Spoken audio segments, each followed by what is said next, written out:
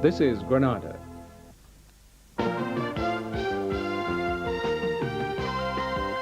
Hello, now the latest news from the northwest.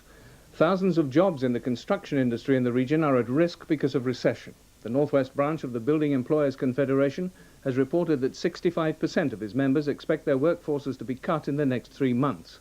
It says the region is suffering from a downturn in the industry which began in the southeast, and there's no prospect of early recovery. The Confederation's national chairman, David Woods of the Salford-based Fernley Group, describes the crisis as the worst for 10 years.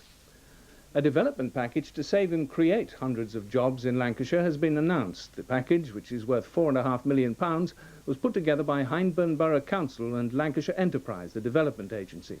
The money will be spent on the construction of industrial units, improvement of old property, and a training programme for people who've been out of work for a long time. The bus services in the Wrexham area have been disrupted tonight after 120 Crosville Wales bus drivers were sacked for taking unofficial strike action. The drivers refused to return to work in a row over pay and conditions. Meanwhile, a dispute which halted bus services in Blackpool for 4 days has been settled. The strike also stopped the seafront trams on the final weekend of the illuminations. Both buses and trams will be back to normal tomorrow, but the illuminations won't. They finish tonight. Rail travellers have been facing continuing problems on the 12th day of the guards dispute at Piccadilly Station in Manchester. Commuters travelling from the south of the city were frustrated by further delays and cancellations. Some intercity services to London were cancelled. British Rail said there's no end in sight to the guards' industrial action over new rosters, although they hope negotiations will be resumed soon. Talks to resolve a postal dispute in Lancashire have broken down. 60 postal workers in Chorley went on unofficial strike this morning. They were refusing to handle an extremely high volume of mail. A post office spokesman said there will be no deliveries tomorrow morning. Well, local councils and residents are preparing to fight the proposed privatisation of Manchester Airport.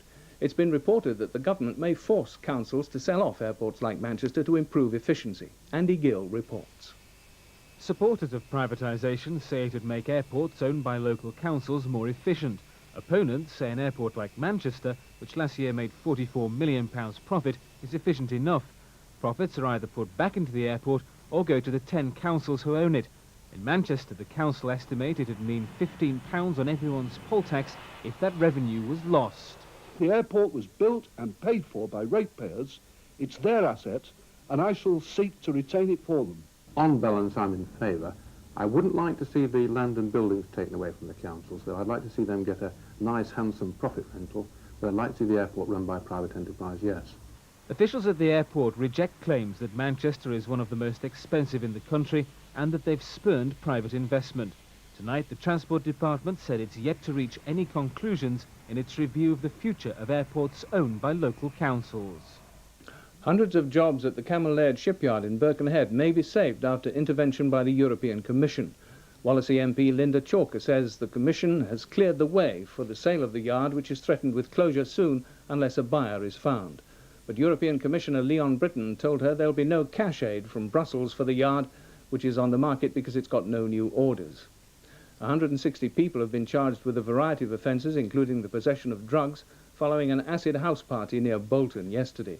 The revellers forced their way into West Horton Market Hall.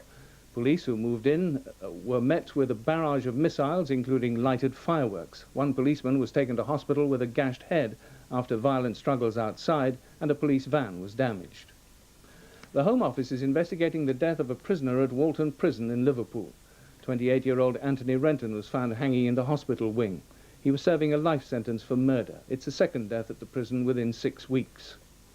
The police are investigating the cause of a house fire in Blackpool in which a woman died. Firemen were called to a house in Kent Road after reports that the kitchen was on fire. The fire was out when they arrived, but they found the body of June Croft inside the house. England football manager Graham Taylor has been in the northwest campaigning for better safety on the roads. A third of all those killed in drink-related accidents are aged under 25. He had a warning for drivers when he launched a play aimed at children in Preston called Too Much Punch for Judy.